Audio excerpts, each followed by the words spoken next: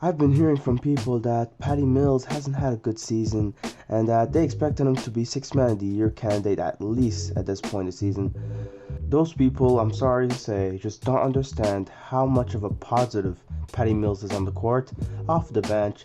I mean, they don't see the hustle stats, and quite frankly, I think most of these people are box score watchers. They're not really watching Nets games as much as they should be to see and judge how good Patty Mills has been this season.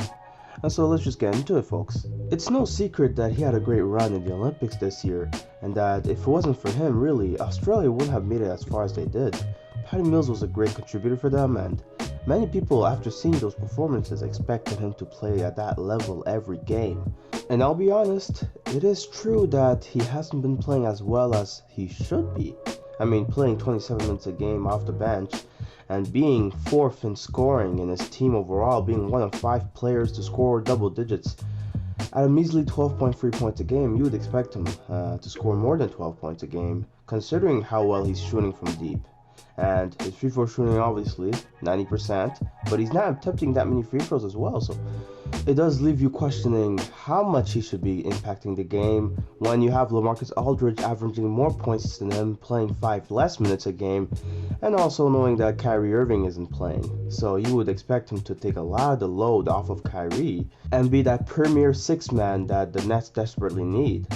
Well, they've been winning games, and a lot of it is due to Patty Mills' contribution on court. And although many of the stats that we're used to seeing don't really point out how much of a positive he's been, you'll see stats like plus minus on and off the court. I mean, amongst the guys playing over 20 minutes a game, he's got the highest plus minus per 100 possessions. And not only that, but he's got the highest cumulative plus minus, with it being at plus 136. And he's the only player in the team to have a plus minus cumulatively of over 100, with Kevin Durant being the next man up at plus 74.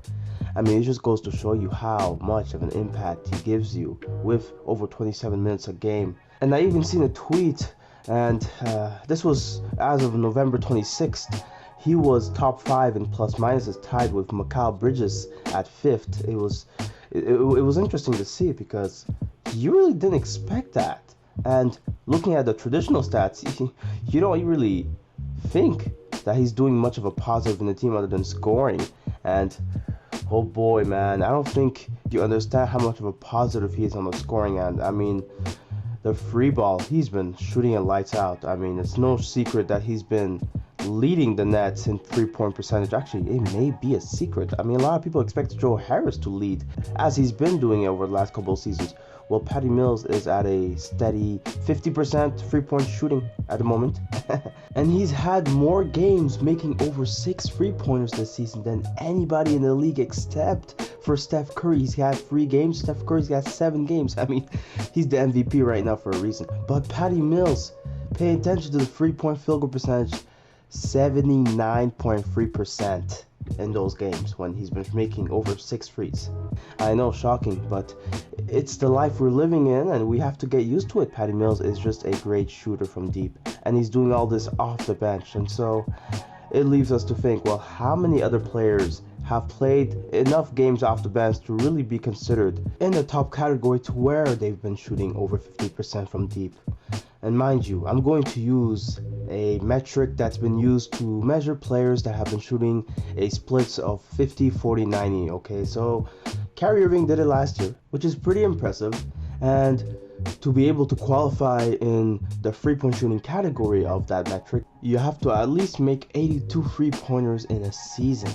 And Patty Mills currently, he's played 20 games, quarter of the season in, and he's made 37 3-pointers. He's not only on pace to make 82 3-pointers, but he's on pace to make over 125. Why I chose that number is because that's the number of free throws you have to make to qualify in the 50, 40, 90 split. And now, if we look at the bench players that have scored over 50% with at least 125 3-pointers scored, only one player's done it. And as said in the title, well, he works at ESPN at the moment, and you see him on SportsCenter at times. Yes, Tim Legler, yes. He's actually the only player to have ever shot over 50% from deep playing off the bench with at least 125 3-pointers made. Okay, you may think to yourself, well, that's not fair, judging based on past players that really weren't told to shoot as many threes as players are shooting at this moment. Okay, fine, I'll lower to 100 3-pointers made, at least 100 3-pointers made during a season. There's only two players that have ever done this off the bench, shooting at over 50%, so Tim Legler being one of them in 1995-1996 season. And then you have a former TNT broadcaster, yes, color commentator himself, Steve Kerr, who's currently coaching the Warriors. Yes, he's the only person other than Tim Legler to have shot over 50% with 122 3-pointers made. And it was done during the same 1995-96 season that Tim Legler did it. Like, what was going on that year, man? Why were guys shooting so well from deep? Was this like the first year that they were able to get some sort of special potion? Some special PEDs? Methinks so. Okay, but jokes aside, Patty Mills, he's very good, and he's been playing very excellent basketball.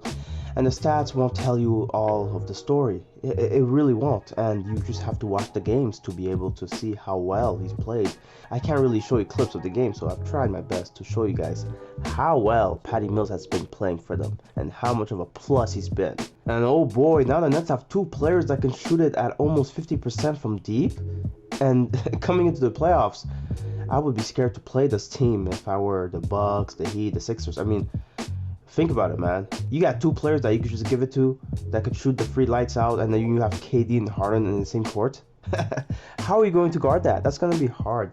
And I don't know how the Nets are not going to make the finals, barring injuries. I mean, I think that's the only way this team loses early in the playoffs.